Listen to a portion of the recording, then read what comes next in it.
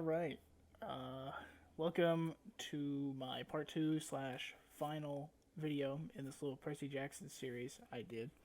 I promised a tier list with my number rankings. So this is what I'm here to do. Now I didn't make this tier list. This was made by Infernape 16, I believe. Um, so there's that. We've got these tiers and way too many books.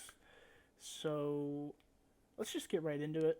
Right off the bat, I want to say I have to use this mic for PC shenanigan reasons. So if I sound not that great, sorry, it has to be done. Now let's get into this. Some of these covers I do not know. Demigod Diaries, pretty sure that's the short story one with the 3 short stories. Yeah, I mean, I'm about neutral on it. They're all pretty decent. Say a solid 7, 6. I think neutral's probably going to be like the 6 or 7 range here. It's fine. Getting this stuff out of the way. 9 Worlds of Asgard. I didn't read that. I'm pretty sure that's just one of those. It might be a series of short stories for the Magnus books, but I didn't read those because I don't think I knew those existed until like an hour ago when I was about to start recording this.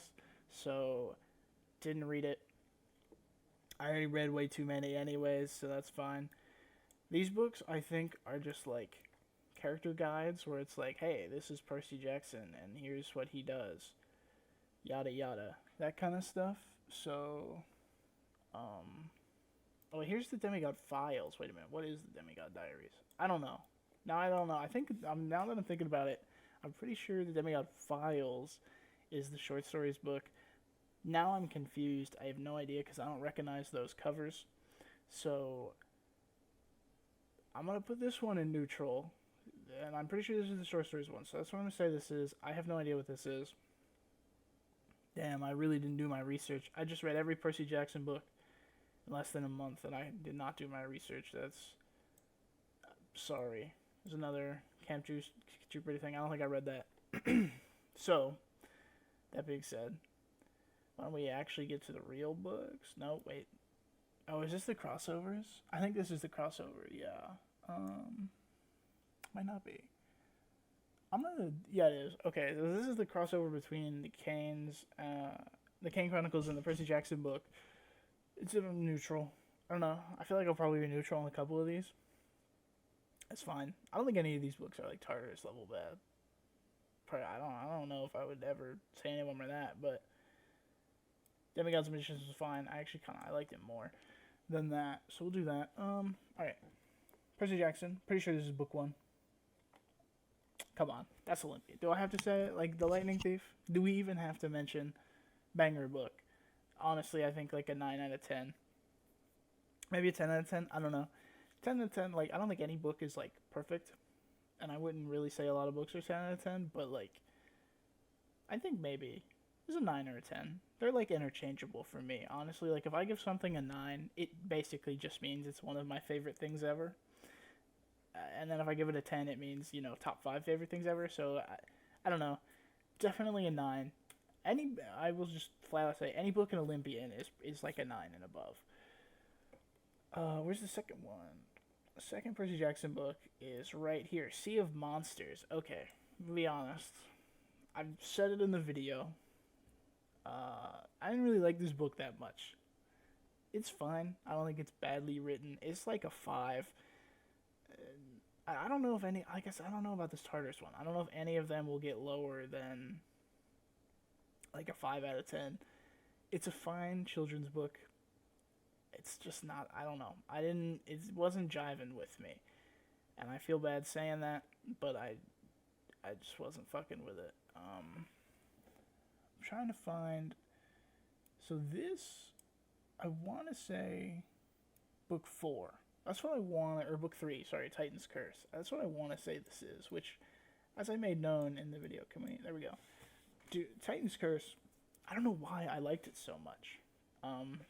I just thought it was so good for like no reason. I mean, there's plenty of reasons. It's a good book, but I just really liked it.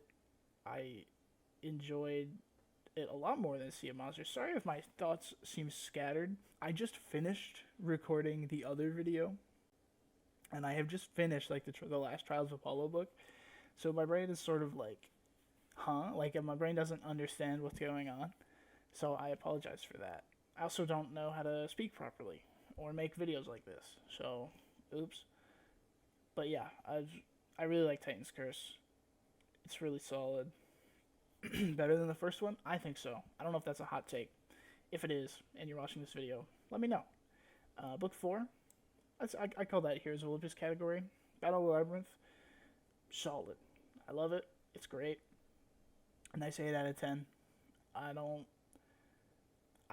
As a kid, I think I liked it the most. But now as an adult, it's really good. But I think it has some low parts and some parts that I don't really jive with as well. So that's how I feel about it. that's how it be. All right, we'll leave it at that.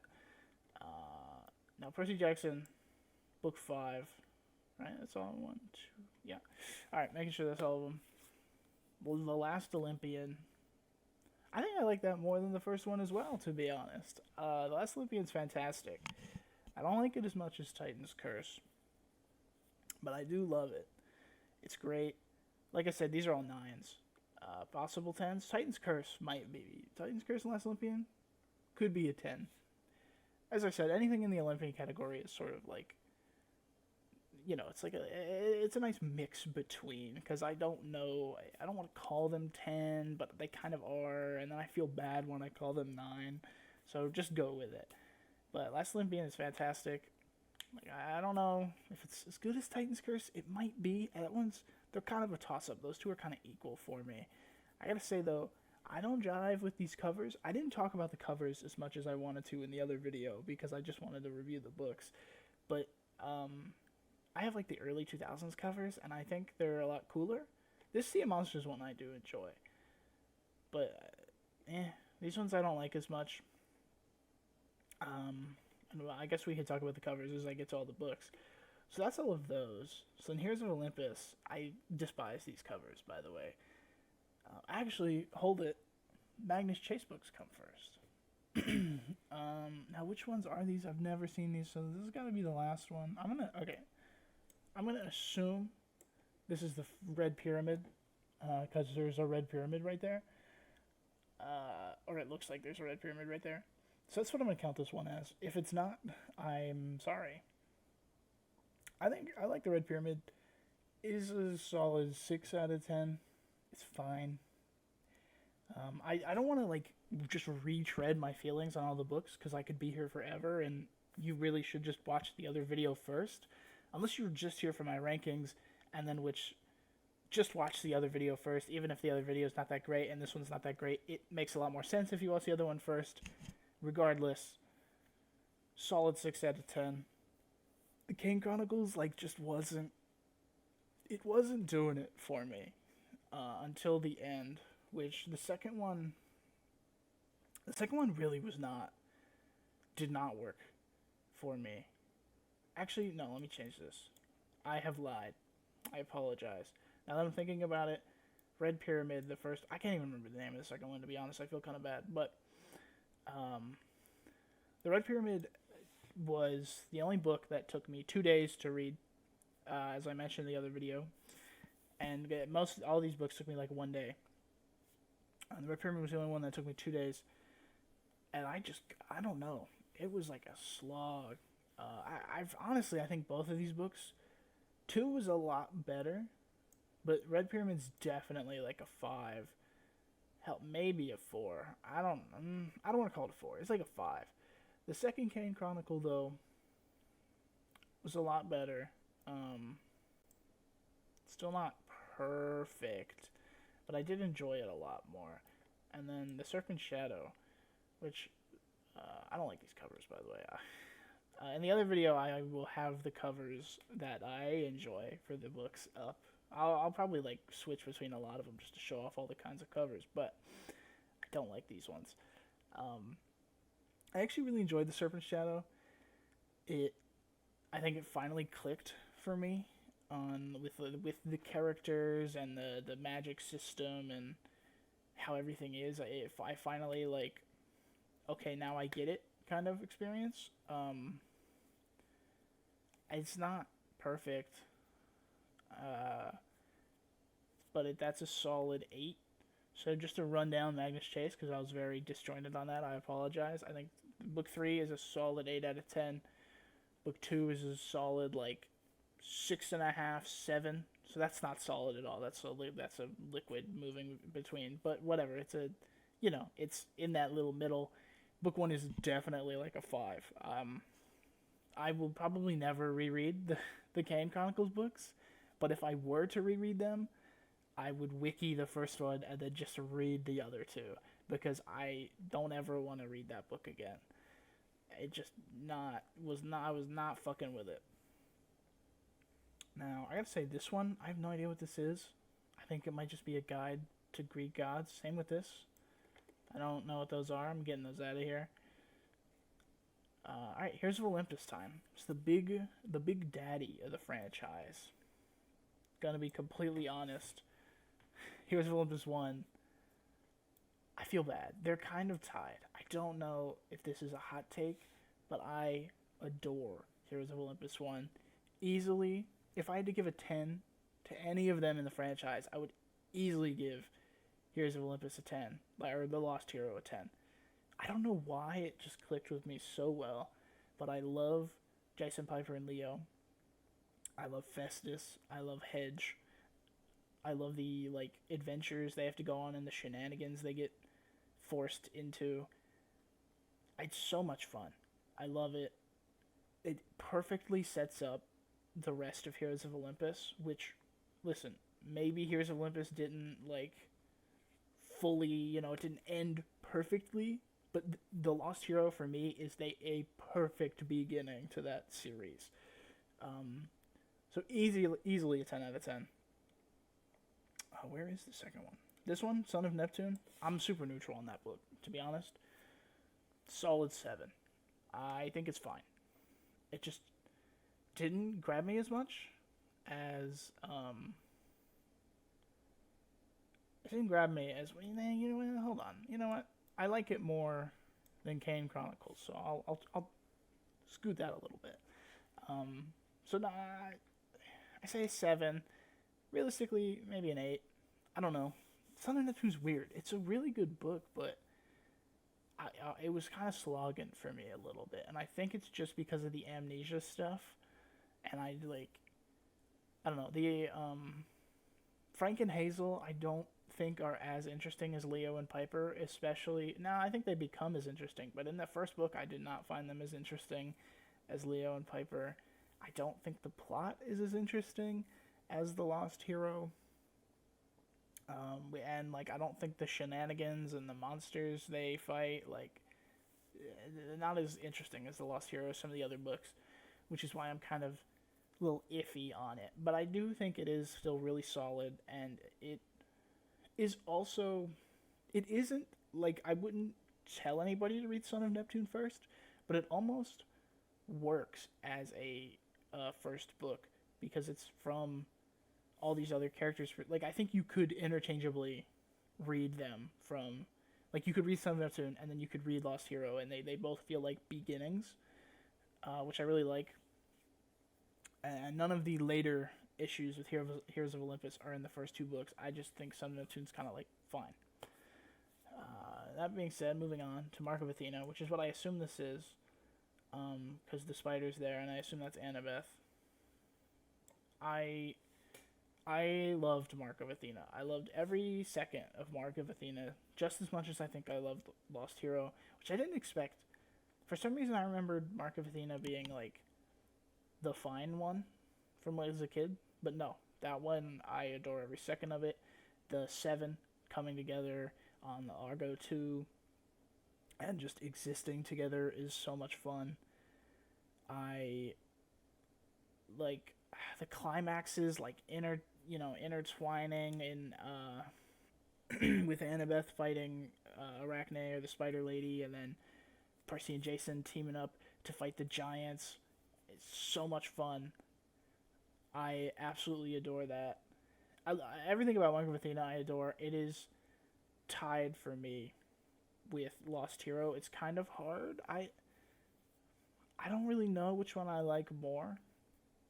I think honestly, I think I like Mark of Athena more just because I like the interactions between the seven, and I love seeing characters interact with each other and their dynamics play off each other. It's just so much fun. And the ending to Mark of Athena, that utter cliffhanger of an ending with Percy and Annabeth falling into Tartarus, is just still insane to think that Rick Riordan even did that at all, right? Like, it's crazy that that happened, and you had to wait a year for the next book. And I just love Mark of Athena. That being said, House of Hades, which is what I assume this book is, because there's, like, demon dogs, and I think that's Percy and Annabeth. I'm kind of neutral on House of Hades, I'm going to be honest. Am I? Now, hold on. See, now here's where some problems come in. I definitely like House of Hades. This is at the bottom. Sorry, Candy Chronicles. I definitely like House of Hades more than Son of Neptune, but House of Hades kind of it sort of drags for me. Some of the Tartarus sections I think go on a little too long.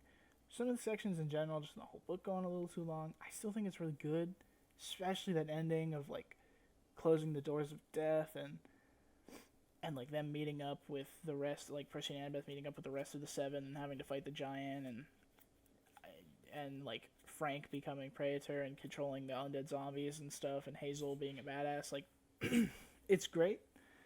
I love it. I also think House of Hades has the Calypso stuff, if I'm not mistaken. It does. House of Hades has the Calypso Leo stuff, which I like, because I really like Calypso. I like that idea. I like the dynamic she and Leo have. So I really like House of Hades. It's good, but House of Hades definitely, for me, is where the Heroes of Olympus series kind of starts to show its flaws. It feels like it's moving at a little too slow of a pace for what needs to happen. Some of the plot lines are not mattering as much as the others. Some of the characters don't matter as much as the other. Like, it's clearly not even. And I think House of Hades is when that starts to show, being that it's the second to the last book, right? So, like, you think House of Hades is going to start wrapping stuff up, but it just keeps making more stuff, which, if there were, like, 2 or 3 more Heroes of Olympus books, I think would be perfect. But with the fact that there's only one more Heroes of Olympus book, and it doesn't really end perfectly, it's kind of, oh no, almost sort of feeling. Speaking of Blood of Olympus, I think I like it more than Son of Neptune, because I still love Heroes of Olympus. I gotta stop scrolling up, sorry. Because I think Heroes of Olympus is probably my favorite series out of them all, just because I love the characters, and I love seeing the characters interact. But Blood of Olympus definitely is... There's some problems with it. Some of the characters, like, some of the characters don't get enough. I think some of the plot lines are dropped a little bit. The final fight is like 2 seconds long, which I really like the final fight, but like both final fights are 2 seconds. Like the fights with the giants are like 2 seconds long. The fights with Gaia is like 2 seconds long. There's parts of it where it's like, okay, it could have been a whole nother book, or at least another like 200 pages in my opinion. And it felt a little short for what originally, or maybe not originally, but what seemed like the ending of the franchise. Because it's all happy at the end of that book. So, and like, you could, after Heroes of Olympus, you could call it quits. And there's a couple problems with that. So there's that. Now, Magnus Chase. Oh, hold on. I gotta say, these Heroes of Olympus covers, I hate all of them. I do not like a single one of these covers. And I want to mention, when I'm like shitting on these covers, the art in the covers, never the problem. I just don't like them as much as the other covers. And especially Blood of Olympus, like, I don't know. It's kind of lame. I do think these covers better represent the books than the covers I have, which I have the original covers. Like, the original Mark of Athena cover has, like, Jason and Percy they're on their horses and they're about to, like, kill each other, which happens in a scene, but it's only because of mind control. And the cover makes it seem like it's a much more important fact than it actually is, which is what book covers do. I understand that. And these definitely, like, you know, Annabeth versus the spider is like the most important part of the book. So I understand. Like, these covers make more sense. I just don't personally like them as much, which is fine. Everyone has personal tastes. So now Magnus Chase, pretty neutral on this. I like it more than all of these things. I think it's a good solid 7. It's fun. I like Magnus. I like the rest of the side characters. I don't really have much to say about it, to be honest. They're fine. Like, I feel the same way I feel about some of these Kane Chronicle books, where it's just like, okay. I think, and I mentioned this in the other video, I think Rick Riordan works best with 300 or 400 page books and 5 of them in this series. I think that's when he truly can shine, because I think all of his 3-book series just like aren't as great, and they're kind of fine, and it feels weird. I don't know. Magnus Chase book 2, I think it's like a 6. I wasn't really fucking with it, to be honest. I did not like it as much as the first one. I do like a lot of the characters, but like, I like some of the stuff that happens in it, but thinking back on it, I don't like it as much as the first one, and I'm a little iffy on it. I don't really know. It's a fine book. That being said, Magnus Chase book 3, I really liked, actually. Solid 8. A little better than Kane Chronicles 3. I feel better for Kane Chronicles 3, but whatever. I like the end of Magnus Chase 3. It actually was a pretty decent conclusion, but still kind of like open for more to happen in it. I appreciate that all the characters got a nice like little bow wrapped on them. None of them have anything like left open where you're kind of like, okay, well, hold on. It was nice. It was a nice little ending to the little plot going on. It felt good. I don't really have much more to say about Magnus Chase. I like these covers. They're good covers. They're not as like, they're not the most exciting covers to me, but they're solid book covers. Now, Trials of Apollo. Oh boy.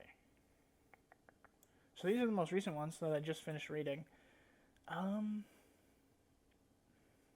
think that goes there. Trials of Apollo book 1, solid 8 out of 10. Really enjoyed it. I actually really liked it. Which I won't talk much about those, because I just spent like, I feel like it's probably a combined like 30 minutes talking about all of those in the past like 2 days. And those are the most like newer ones to me and to the end of the other video, so they feel kind of weird to talk about them. But I really like Apollo. I like Meg. I like, and this goes for all of these books, I like going around the country and seeing all the characters from Heroes of Olympus and Percy Jackson, and seeing them kind of grown up a little more, and how their stories have moved on since Heroes of Olympus, which is really fun. And I do think this is a really solid start to the franchise, I will say, or the series.